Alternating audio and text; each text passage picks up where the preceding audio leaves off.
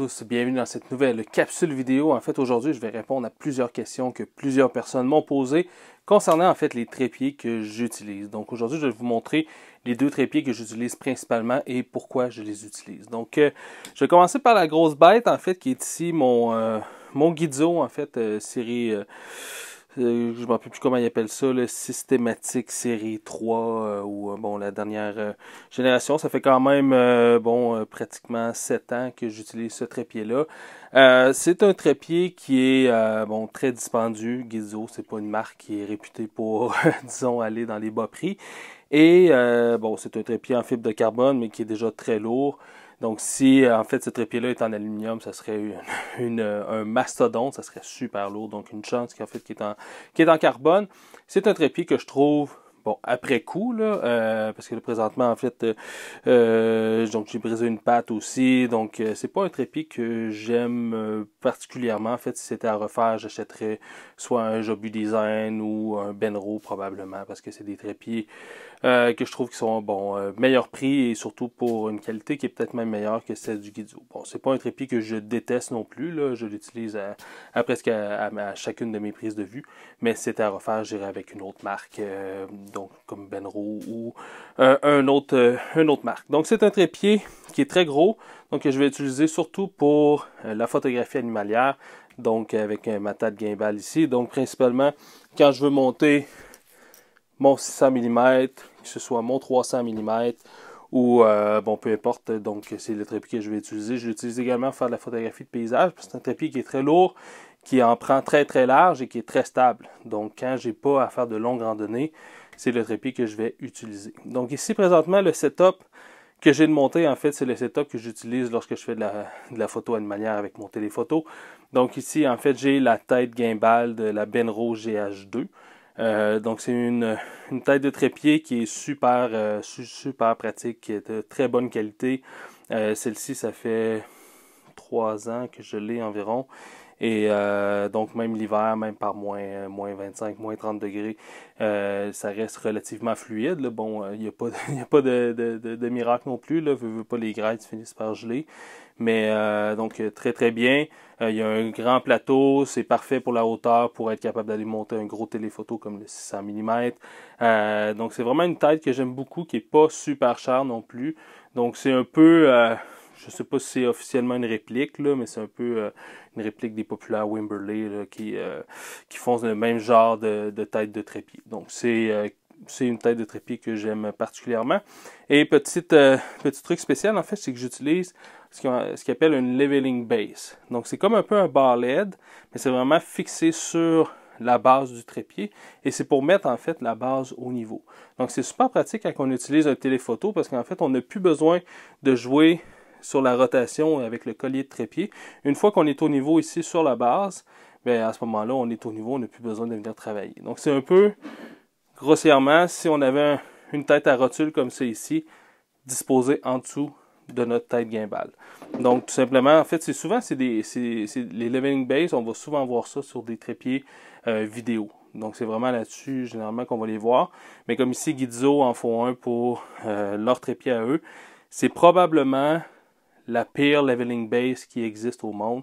Elle est de très, très, très mauvaise qualité. Je vous déconseille fortement de l'utiliser. En fait, du moment que, bon, quand je pars, du moment que j'ai à faire un peu de randonnée, je l'enlève puis je mets la base standard. Parce qu'en fait, du moment qu'il y a un petit peu de poids, ça bouge et c'est vraiment pas, c'est pas pratique, surtout quand on a un 600 mm sur les épaules. Donc, en fait, le principe de ça ici, c'est qu'on a une petite manivelle, une petite poignée ici en dessous qu'on lousse. Et en fait, sur le dessus, ici, on a une petite bulle pour mettre ça au niveau. Et ensuite, donc, une fois que c'est mis au niveau, on resserre tout simplement ici. Et on n'a plus besoin d'y toucher. On n'a plus besoin de toucher sur... on est sûr que toutes nos photos vont être au niveau. Donc, à ce moment-là, on peut juste se concentrer sur le gauche-droite et le bas haut. Donc ici, donc c'est mon setup principal que je vais utiliser, surtout pour la photo animalière, quand j'ai pas de route, quand je m'en vais en affût, quand je m'en vais me poster à un endroit pour faire de la photo. C'est souvent le setup que je vais utiliser. Donc la tête gimbal qui est très stable pour un téléphoto, donc ça marche super bien. Donc ça c'est un setup que j'utilise comme je l'ai dit, beaucoup pour la photo animalière. Il y a un autre setup aussi que j'utilise lorsque je compte faire un peu plus de films. Donc, en fait, j'ai une tête vidéo ici. Donc, c'est la Benro BV4H. Donc, qui n'est pas nécessairement très dispendieuse, qui fonctionne assez bien. Mais c'est surtout pour faire justement de la vidéo. En fait, donc, je vais vous montrer un peu comment ça se monte. Donc, là, c'est ici la base, en fait. C'est également une base à rotule, donc un leveling base. Donc, c'est monté directement sur la tête. Donc, c'est vraiment une tête vidéo. Donc, tout simplement, ce qu'on fait ici, je vais venir prendre la poignée ici en bas et je vais tout simplement la dévisser au complet. Comme ça ici. Et ensuite, donc, la base se retire complètement. Et ensuite, ben, sur la Benro, la même chose. On va dévisser complètement la tête, pas la tête, la poignée en dessous. Et tout simplement, ça se rentre comme ça ici. Et on revisse pour serrer. Donc, en fait, juste avant de resserrer, vous avez, si jamais vous avez un trépied Gizzo, ce que ça vous prend pour utiliser un leveling base comme ça, c'est ce qu'on appelle, en fait, une base 75 mm. Donc, vous allez avoir besoin d'acheter ce petit truc-là. Donc, ici, ça me marque d'ailleurs sur le dessus là, que c'est compatible avec les séries 2, 3 et 4. Donc, il va falloir acheter ça ici. Donc, ça remplace la base standard qui vient avec votre trépied. Donc, ça ici, ça permet de monter des têtes comme ça avec des leveling base. Donc, petit truc comme ça. Donc, on va juste simplement la resserrer comme ça.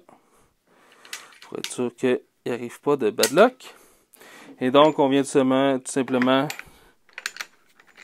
la replacer comme ça. On revisse.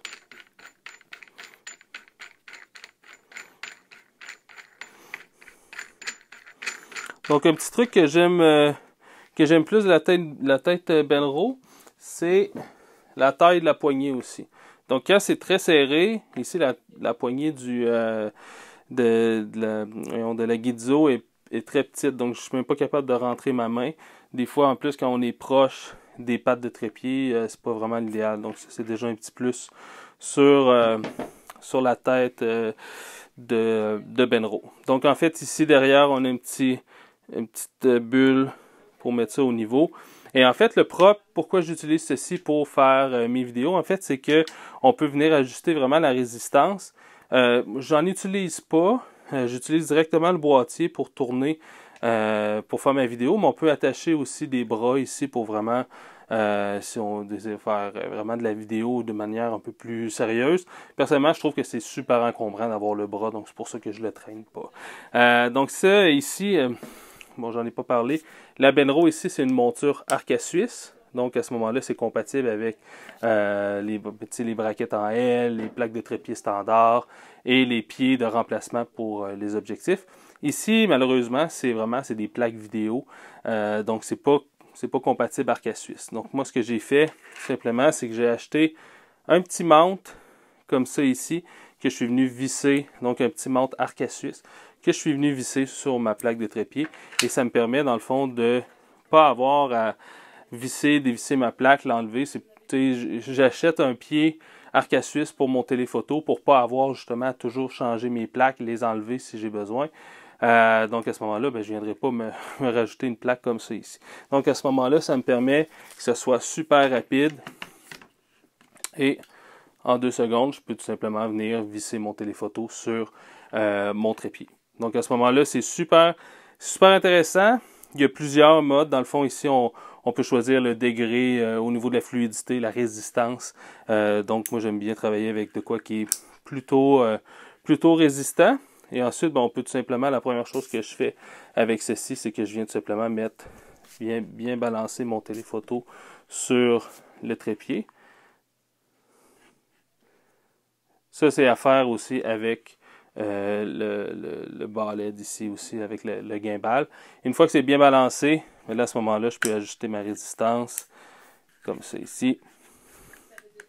Et à ce moment-là, c'est super fluide et je peux faire des belles vidéos fluides avec des animaux qui bougent. Donc à ce moment-là, super intéressant, c'est super pratique comme tête de trépied. C'est quand même assez stable aussi, donc ça peut très bien servir pour la photo en général. Mais la photo, personnellement, je préfère le gimbal ici. Un petit truc d'ailleurs qui me passe à l'esprit, avec le gimbal ici, on peut ajuster la hauteur du plateau. Donc c'est super important en fait d'aligner l'axe ici avec le milieu de son téléobjectif. Comme ça, le téléobjectif va balancer sur... donc, il va être en fait... il ne pourra pas basculer vers l'avant ou vers l'arrière. Donc, si jamais vous avez en fait le centre du téléobjectif qui est plus haut que l'axe en fait ici qui est en haut, là à ce moment-là, l'objectif peut tombera pas, mais en fait il peut venir cogner. Bon, c'est pas l'idéal, donc si on veut vraiment être bien balancé, il faut que ce soit bien aligné ici entre le centre de l'objectif et l'axe de rotation.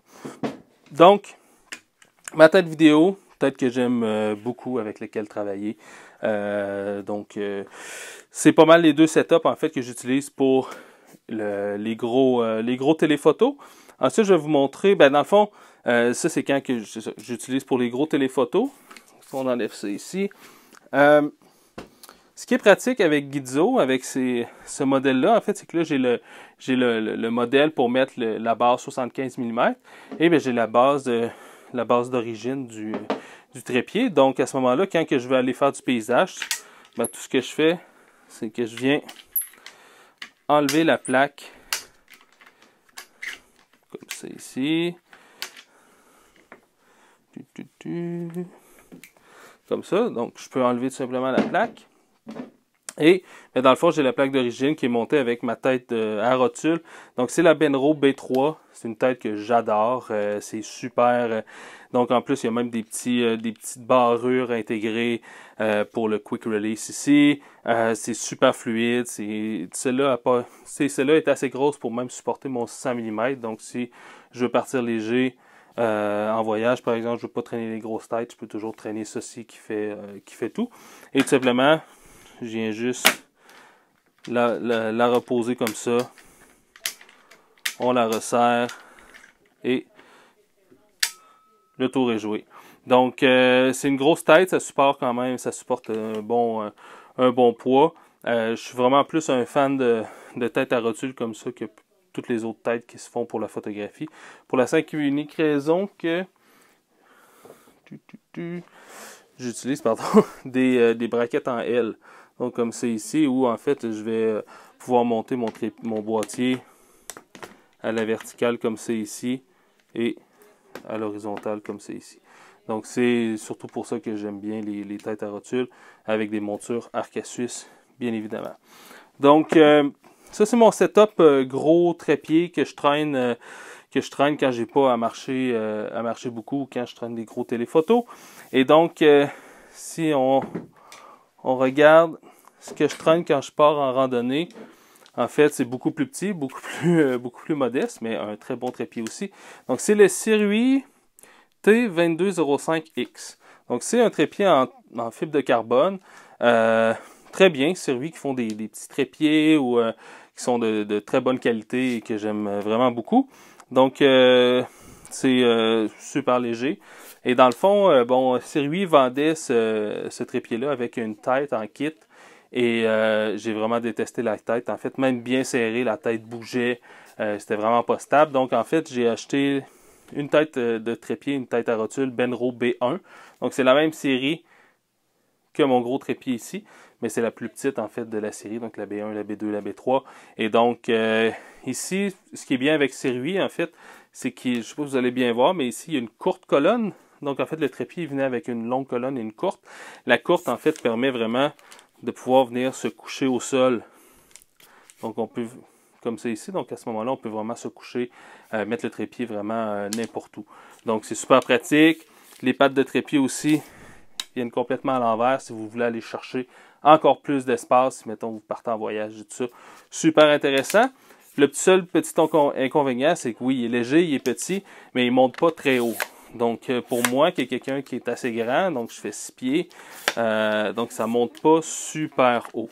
Donc, pour le moment, j'ai jamais trouvé que c'était c'était vraiment désagréable parce qu'en fait, à chaque fois que je l'utilise, c'est pour faire de la photographie de paysage.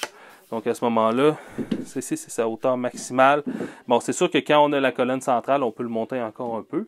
Mais tu sais, je ne travaille pas avec un téléphoto avec, donc à ce moment-là, je n'ai jamais à aller dans le viseur directement. Je travaille beaucoup avec le Live View. Donc à ce moment-là, c'est pas contraignant au niveau de la hauteur. Donc c'est les deux trépieds, les différents setups que j'utilise principalement pour faire ma photographie. Donc j'espère que vous avez aimé cette petite capsule. Si vous avez des questions là-dessus, n'hésitez surtout pas à me les poser, soit dans les commentaires ou ça peut être même par courriel si vous voulez avoir une réponse un peu plus longue. Donc si vous avez aimé, n'hésitez surtout pas à partager, à commenter, à cliquer j'aime, c'est toujours apprécié. Allez visiter mon Patreon si vous voulez plus de formation sur la photographie de nature. Puis on se dit à la prochaine. Ciao!